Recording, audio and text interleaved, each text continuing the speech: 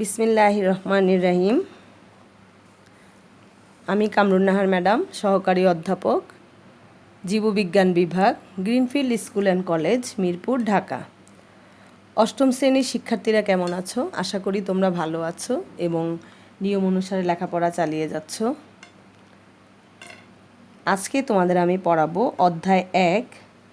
অধ্যায় এক থেকে আমার দ্বিতীয় লেকচার। গতদিন আমি পর্ব একাইনোডার্মাটা পর্যন্ত তোমাদের পড়িয়েছিলাম প্রথম থেকে। এটা আমার রিভিশন ক্লাস অধ্যায় 1-এর। আজকে আমরা শুরু করব করডাটা থেকে। হ্যাঁ, দেখো পর্ব 9 করডাটা। করডাটা পর্বের মধ্যে সাধারণ বৈশিষ্ট্য দেখো। তার আগে একটু বলে নিই, ম্যাক্সিমাম প্রাণী হচ্ছে করডাটা। ঠিক আছে, আমরা যে আশেপাশে দেখি, তোমরা জানো যে প্রথম বড় ছিল তোমার আর্থ্রোপোডা। হ্যাঁ, সবচেয়ে বড় পর্বের ছিল আর্থ্রোপোডা। আমরা হচ্ছি করডাটা পর্বের অন্তর্গত। এরা পৃথিবীর সকল পরিবেশে বাস করে। এদের বহু প্রজাতি ডাঙায় বাস করে। জলচর করডাটাদের মধ্যে বহু প্রজাতি স্বাদু পানিতে কিংবা সমুদ্রে বাস করে। বহু প্রজাতি বৃক্ষবাসী, ঠিক আছে, মরুবাসী, মেরুবাসী, গুহাবাসী ও খেচর। খেচর কারা জানো?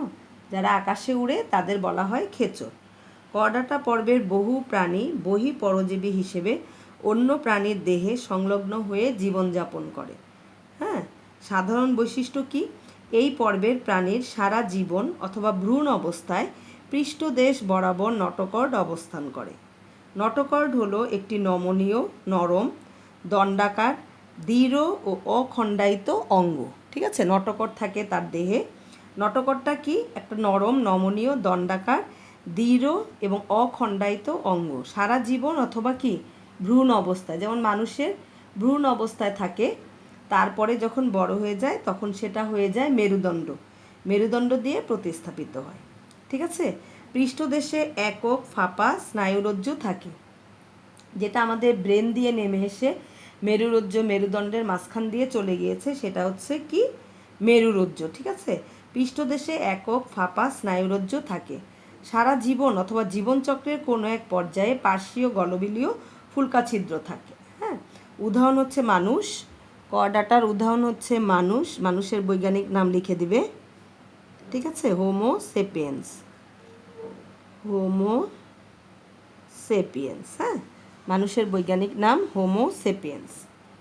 এরপরে দেখো, করডাটা পর্বকে 3টি উপপর্বে ভাগ করা যায়। হ্যাঁ, এই করডাটাকে আমি 3টি উপপর্বে ভাগ করব।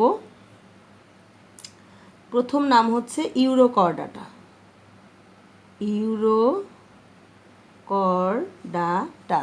ঠিক আছে। প্রথম হচ্ছে ইউরোকর্ডাটা, তারপরে হচ্ছে সেফালোকর্ডাটা, সেফালোকর্ডাটা, তারপরে হচ্ছে 3 নম্বরে হচ্ছে ভার্টিব্রাটা। হ্যাঁ, ভার্টিব্রাটা। ক্লিয়ার? আচ্ছা, তাহলে করডাটা পর্বকে 3টি উপপর্বে ভাগ করা যায়: ইউরোকর্ডাটা, সেফালোকর্ডাটা, ভার্টিব্রাটা। হ্যাঁ, প্রথমেই আসো ইউরোকর্ডাটা। প্রাথমিক অবস্থায় ফুলকারন্ধ, পৃষ্ঠীয় ফাঁপা কি থাকে? স্নায়ুরজ্জু থাকে। হ্যাঁ, শুধুমাত্র লার্ভা দশায় এদের লেজে নটোকর্ড থাকে। ঠিক আছে, লার্ভা দশায় শুধু হচ্ছে লেজে নটোকর্ড থাকে, যেমন অ্যাসিডিয়া। ঠিক আছে, ইউরোকর্ডাটার উদাহরণ হচ্ছে অ্যাসিডিয়া। হ্যাঁ, এরপরে সেফালোকর্ডাটা দেখো। সেফালোকর্ডাটা হচ্ছে সারা জীবনেই এদের দেহে নটোকর্ডের উপস্থিতি লক্ষ্য করা যায় এবং এরা দেখতে হচ্ছে মাছের মতো। এরা দেখতে মাছের মতো, আর সারা জীবনেই এদের দেহে নটোকর্ডের উপস্থিতি লক্ষ্য করা যায়, দেখতে মাছের মতো। এরা হচ্ছে ব্রাঙ্কিওস্টোমা। ঠিক আছে, এরা হচ্ছে ব্রাঙ্কিওস্টোমা। ক্লিয়ার? এরা হচ্ছে ব্রাঙ্কিওস্টোমা। হ্যাঁ, এরা দেখতে কিসের মতো? মাছের মতো। ক্লিয়ার? এরপরে যাও ভার্টিব্রাটা। আমরা কিন্তু ভার্টিব্রাটার অন্তর্গত। হ্যাঁ, এই উপপর্বের প্রাণীরাই মেরুদণ্ডী প্রাণী হিসেবে পরিচিত। গঠন ও বৈশিষ্ট্যের ভিত্তিতে মেরুদণ্ডী প্রাণীদের কয়টি এই ভার্টিব্রাটাকে ভাগ করা হয়েছে 7টি শ্রেণীতে। ঠিক আছে, 7টি শ্রেণীতে ভাগ করা হয়েছে ভার্টিব্রাটাকে। প্রথমেই আসো ক্লাস 1। ক্লাস 1-এর নাম হচ্ছে সাইক্লোস্টোমাটা। সাইক্লোস্টোমাটা, ঠিক আছে, সাইক্লোস্টোমাটা। এদের সাধারণ বৈশিষ্ট্য কি? লম্বাটে দেহ, মুখছিদ্র গোলাকার এবং চোয়ালবিহীন। এদের দেহে আইস বা যুগ্ম পাখনা অনুপস্থিত। ফুলকা ছিদ্রের সাহায্যে এরা কি করে? শ্বাস নেয়, ঠিক আছে। দেহটা লম্বাটে, মুখছিদ্র গোলাকার, এবং চোয়ালবিহীন, চোয়াল নেই। এদের দেহে আইসও নেই, কোনো যুগ্ম পাখনাও নেই, আর ফুলকা ছিদ্রের সাহায্যে শ্বাস নেয়। এদের উদাহরণ হচ্ছে পেট্রোমাইজোন, ঠিক আছে। এদের উদাহরণ হচ্ছে পেট্রোমাইজোন, ঠিক আছে। এটা দেখতে বাইং মাছের মতো, হ্যাঁ। এরপরে হচ্ছে ক্লাস 2। ক্লাস 2 হচ্ছে কন্ড্রিকথিস। কন্ড্রিকথিস, CHON, ড্রিক, DRICHTHYES, হ্যাঁ, কন্ড্রিকথিস। ক্লাস 2 হচ্ছে কন্ড্রিকথিস। এদের বৈশিষ্ট্য হচ্ছে এই পর্বে সকল প্রাণী সমুদ্রে বাস করে। কঙ্কালটা হচ্ছে এদের তরুণাস্থময়। দেহ প্ল্যাকয়েড আঁশ দ্বারা আবৃত, হ্যাঁ। আঁশের অনেক প্রকারভেদ আছে, সাইক্লয়েড, প্ল্যাকয়েড, টিনয়েড, হ্যাঁ। এটা হচ্ছে প্ল্যাকয়েড আঁশ দ্বারা আবৃত। মাথার দুই পাশে 5 থেকে 7 জোড়া ফুলকা ছিদ্র থাকে, কানকো থাকে না, ঠিক আছে। কানকো হচ্ছে যেমন ইলিশ মাছের ফুলকাটা কানকো দিয়ে ঢাকা থাকে, সেটাকে বলা হয় কানকো, হ্যাঁ। এদের কোনো কানকো থাকে না। দেহ তাহলে কি? প্ল্যাকয়েড আইস দ্বারা আবৃত। সকল প্রাণী সমুদ্রে বাস করে। তারপরে হচ্ছে কঙ্কালটা তরুণাস্থিময়, আর এদের কোনো কানকো থাকে না, হ্যাঁ। কন্ড্রিকথিসের উদাহরণ হচ্ছে হাঙর, তারপরে হচ্ছে হাতুড়ি মাছ ইত্যাদি, হ্যাঁ। যে মাছ ছবিটা তোমাদের বইতে দেওয়া আছে, হাতুড়ি মাছ, সেটা। এবার দেখো শ্রেণী 3, ঠিক আছে, ক্লাস 3। ক্লাস 3 নাম হচ্ছে অস্টিকথিস। অস্টিকথিস, OSTEICHTHYES,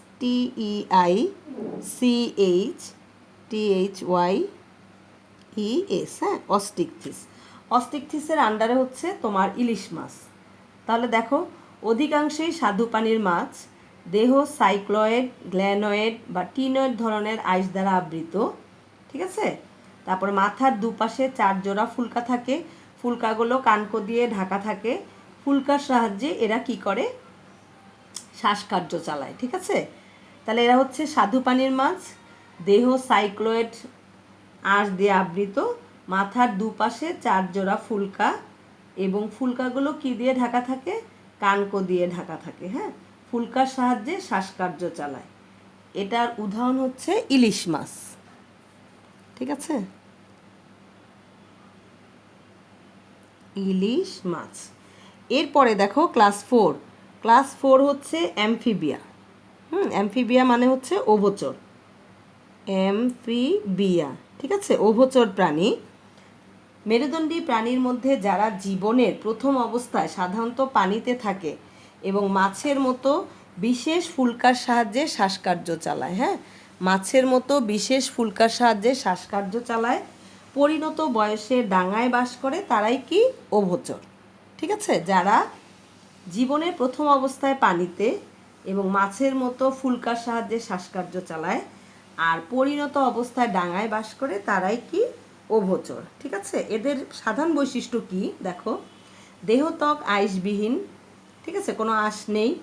ত্বক নরম, পাতলা, ভেজা ও গ্রন্থিযুক্ত, ঠিক আছে। এদের ত্বক হচ্ছে নরম, পাতলা, ভেজা। ব্যাঙকে দেখলে সবসময় মনে হবে এখনই পানি থেকে এসেছে, হ্যাঁ, ভেজা ও গ্রন্থিযুক্ত।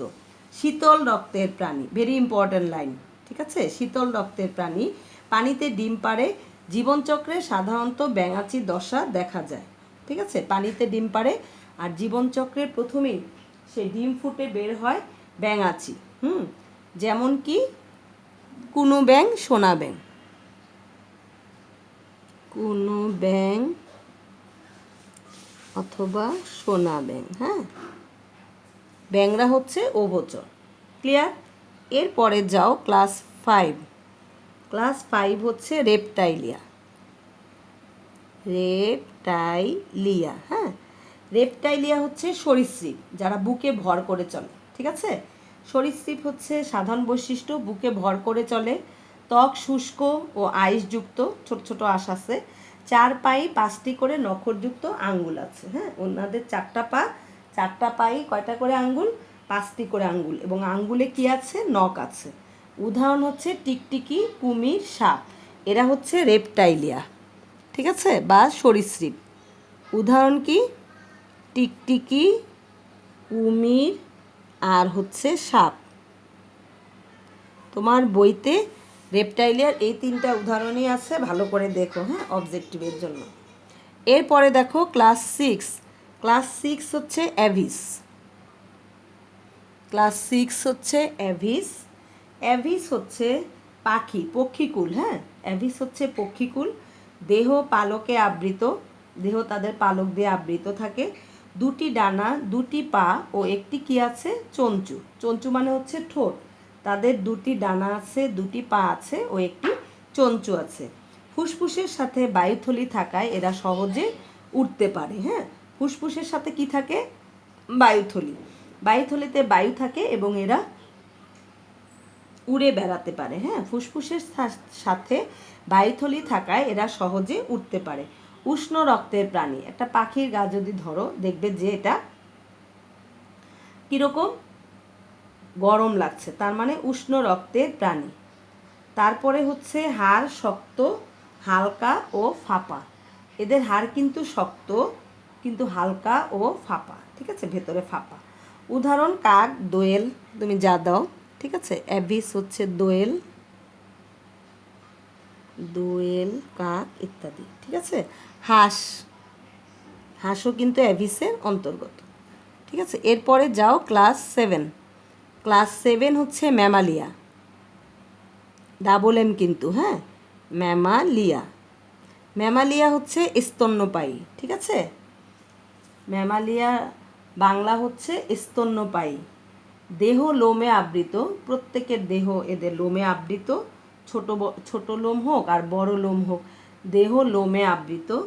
তারপরে হচ্ছে স্তন্যপায়ী প্রাণীরা সন্তান প্রসব করে, ঠিক আছে। স্তন্যপায়ী প্রাণীরা সন্তান প্রসব করে, তবে এর ব্যতিক্রম আছে, যেমন কি প্লাটিপাস। হ্যাঁ, আর এরা হচ্ছে উষ্ণ রক্তের প্রাণী। আমাদের রক্ত হচ্ছে উষ্ণ। চোয়ালে বিভিন্ন ধরনের দাঁত থাকে। তুমি যদি তোমার দাঁতকে খেয়াল করো, দেখবে সেখানে সবগুলো দাঁতের গঠন একরকম নয়, ঠিক আছে। চোয়ালে বিভিন্ন ধরনের দাঁত। আমাদের চোয়ালে হচ্ছে 4 ধরনের দাঁত আছে, ঠিক আছে। 4 ধরনের দাঁত: কর্তন, ছেদন, অগ্রপেশন, পেশন, ঠিক আছে। 4 ধরনের দাঁত কি কি? কর্তন, ছেদন, তারপরে হচ্ছে অগ্র, পেশন, তারপরে হচ্ছে পেশন, ঠিক আছে। Incisor, canine, premolar, molar. হ্যাঁ, ইংরেজিতে যদি তুমি বলো, তাহলে আমাদের হচ্ছে এই 4 ধরনের দাঁত আছে কোথায়? চোয়ালে। চোয়ালে আমাদের 4 ধরনের দাঁত আছে, ঠিক আছে। আর এই জন্য আবার দেখা যাবে যে বাঘ বা অন্য ইয়েতেও এদের চোয়ালেও সব দাঁত একরকম নয়। হ্যাঁ, বিভিন্ন কালারের, বিভিন্ন রকমের দাঁত দেখতে পাবে। হ্যাঁ, চোয়ালে বিভিন্ন প্রকারের দাঁত আছে। শিশুরা মাতৃদুগ্ধ পান করে কি হয়? বড় হয়, ঠিক আছে। শিশুরা মায়ের দুধ পান করে। আর হৃৎপিণ্ড হচ্ছে 4 প্রকোষ্ঠ বিশিষ্ট, ঠিক আছে। হৃৎপিণ্ড 4 প্রকোষ্ঠ মানে হচ্ছে 2টো অলিন্দ, 2টো নিলয়। এই যে আমরা যদি এরকম ভাগ করি, উপরের 2টাকে বলা হয় নিলয়, আর নিচের 2টোকে বলা হয় অলিন্দ। হ্যাঁ, যথাক্রমে ডান ও বাম অলিন্দ, যথাক্রমে বাম ও ডান নিলয়। এদের হচ্ছে হৃৎপিণ্ড 4 প্রকোষ্ঠ বিশিষ্ট। হ্যাঁ, 4 প্রকোষ্ঠ বিশিষ্ট হৃৎপিণ্ড থাকে। তাহলে স্তন্যপায়ীর বৈশিষ্ট্যগুলো কি কি? দেহ লোমে আবৃত, স্তন্যপায়ী প্রাণীরা সন্তান প্রসব করে। তারপরে এরা হচ্ছে উষ্ণ রক্তের প্রাণী, চোয়ালে বিভিন্ন ধরনের দাঁত, তারপরে শিশুরা মাতৃদুগ্ধ পান করে বড় হয়, তারপর হৃৎপিণ্ড 4 প্রকোষ্ঠ বিশিষ্ট, ঠিক আছে। উদাহরণ কি? মানুষ, উট, তারপরে বাঘ, এরা হলো ম্যামালিয়া, ঠিক আছে। তাহলে তোমরা এখান থেকে ভালো করে পড়বে কর্ডাটার বৈশিষ্ট্য, তারপরে হচ্ছে এই ভার্টিব্রাটা 7টি ক্লাস, খুবই ইম্পর্টেন্ট। বিশেষ করে এই যে অস্টিকথিস, অ্যামফিবিয়া, অ্যাভিস, ম্যামালিয়া, এই 4টা ক্লাস বেশি ইম্পর্টেন্ট। ইলিশ মাছের ছবি দিয়ে তোমাকে আমি ক্রিয়েটিভ কোশ্চেন করলে তখন তোমাকে এই শ্রেণীর বৈশিষ্ট্য লিখতে হবে, হ্যাঁ। অস্টিকথিস ইলিশ মাছ, তখন তোমাকে অস্টিকথিসের বৈশিষ্ট্য লিখতে হবে। এরকম আগামী দিন আমি তোমাদের নমুনা ক্রিয়েটিভ নিয়ে আলোচনা করব, হ্যাঁ। এখন দেখো, তাহলে এই শ্রেণীগুলো ক্লাসগুলো তোমাদের জন্য অনেক ইম্পর্টেন্ট। এরপরে আমরা চলে যাই শ্রেণীবিন্যাসের প্রয়োজনীয়তা, ঠিক আছে। শ্রেণী বিন্যাসের প্রয়োজনীয়তা। আচ্ছা, শ্রেণীবিন্যাস কি? এই যে এত বিশাল জীবজগৎ, এদেরকে কি আমাদের একটা একটা করে জানা সম্ভব? না, একটা একটা করে জানা সম্ভব না। এদেরকে আমরা কি করি? বিভিন্ন ক্যাটাগরিতে ফেলে বিভিন্নভাবে এদের বিন্যস্ত করি, এবং বিন্যস্ত করে সাজানোকেই বলা হয় শ্রেণীবিন্যাস, হ্যাঁ। দেখো, লক্ষ লক্ষ প্রাণীকে পৃথকভাবে শনাক্ত করা অসম্ভব ব্যাপার। কেবলমাত্র শ্রেণীবিন্যাসকরণ পদ্ধতি অবলম্বন করে এই কাজটি করা সম্ভবপর হয়। একটি প্রাণীকে শনাক্ত করতে হলে প্রধানত কয়টি? 7টি ধাপে বৈশিষ্ট্যগুলো মিলিয়ে নিতে হয়। 1 নম্বর লেকচারে আমরা পড়েছিলাম, হ্যাঁ। কি কি ছিল? Kingdom, phylum, class, order, family, genus, species, তাই না? এই 7টা পর্ব, এই 7টা হচ্ছে শ্রেণীবিন্যাসের একক, হ্যাঁ। একে বলা হয় ট্যাক্সা। অনেক সময় পর্বকে উপপর্ব বা সাবফাইলামেও ভাগ করা যায়। যেমন আমাদের যদি সাবফাইলাম লিখতে হয়, তাহলে আমাদের সাবফাইলাম কি হবে? ভার্টিব্রাটা, ঠিক আছে। এরকম আর কি, হ্যাঁ। অনেক সময় ফাইলামের পরে সাবফাইলামও লিখতে হয়। শ্রেণীবিন্যাসের সাহায্যে বিজ্ঞানসম্মত উপায়ে সহজে, ঠিক আছে, সহজে, দক্ষ, অল্প পরিশ্রমে, অল্প সময়ে পৃথিবীর সকল উদ্ভিদ এবং প্রাণী সম্বন্ধে জানা যায়। নতুন প্রজাতি শনাক্ত করতে, ঠিক আছে, নতুন প্রজাতি শনাক্ত করতে শ্রেণীবিন্যাস অপরিহার্য। প্রাণীকুলের মধ্যে পারস্পরিক সম্পর্কের বিভিন্ন তত্ত্ব ও উপাত্ত পাওয়া যায়। ধীরে ধীরে প্রাণীকুলের মাঝে যে পরিবর্তন ঘটেছে বা ঘটছে সে সম্পর্কে আমরা কি পাই? একটা স্পষ্ট ধারণা পাই, হ্যাঁ। অসংখ্য প্রাণীকুলকে একটি নির্দিষ্ট রীতিতে বিন্যস্ত করে গোষ্ঠীভুক্ত করা যায়।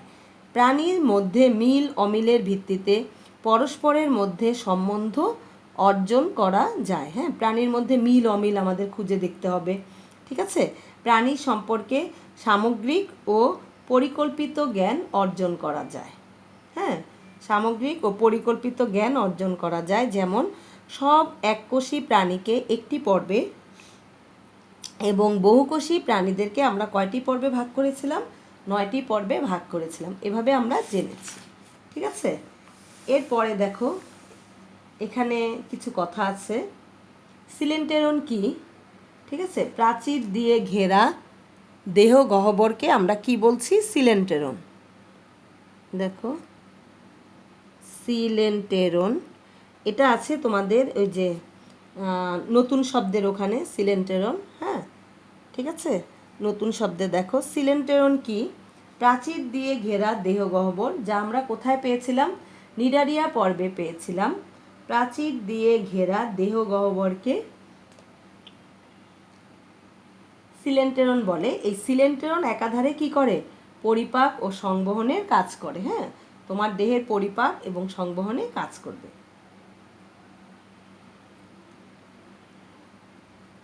ভ্রূণ স্তর কি? ভ্রূণের যে সকল কোষীয় স্তর থেকে পরবর্তীতে টিস্যু বা অঙ্গ সৃষ্টি হয় তাদের ভ্রূণ স্তর বলে, হ্যাঁ। হিমোসিলের ভেতর দিয়ে রক্ত প্রবাহিত হয়, ঠিক আছে। তারপরে হচ্ছে সিলোম কি?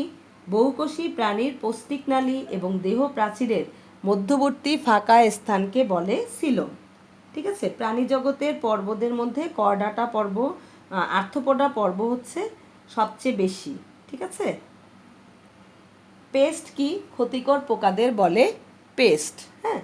ক্ষতিকর যেসব পোকা আছে সেগুলাকে আমরা বলছি পেস্ট। মস্তিষ্ক কোথায় সুরক্ষিত থাকে? মস্তিষ্ক করটির মধ্যে, ঠিক আছে। মস্তিষ্ক করটির মধ্যে সুরক্ষিত থাকে, হ্যাঁ। কর্ডাটা প্রাণী জগতের একটি পর্ব। এই পর্বের প্রাণীদের নটোকর্ড, স্নায়ুরজ্জু ও গলবিলীয় ফুলকা ছিদ্র আছে এবং এরা কর্ডেট নামে পরিচিত। স্নায়ুরজ্জুর সম্মুখ প্রান্ত স্ফীত হয়ে মস্তিষ্কে পরিণত হয়, হ্যাঁ। স্নায়ুরজ্জুর সামনের দিকটা একটু স্ফীত মানে কি বড় হয়ে মস্তিষ্কে পরিণত হয়, ঠিক আছে। এরপরে হচ্ছে মলাস্কা পর্বের প্রাণীদের নরম দেহ ম্যান্টল দ্বারা আবৃত থাকে। মলাস্কা পর্বের প্রাণীদের দেহ কী দিয়ে আবৃত? ম্যান্টল, মাংসল পা দিয়ে এরা চলাফেরা করে, ঠিক আছে। তাহলে আজকে তোমাদের এই পর্যন্তই।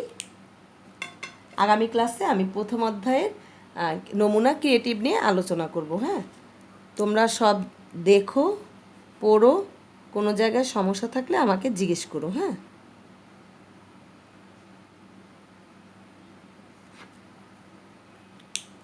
আল্লাহ হাফেজ।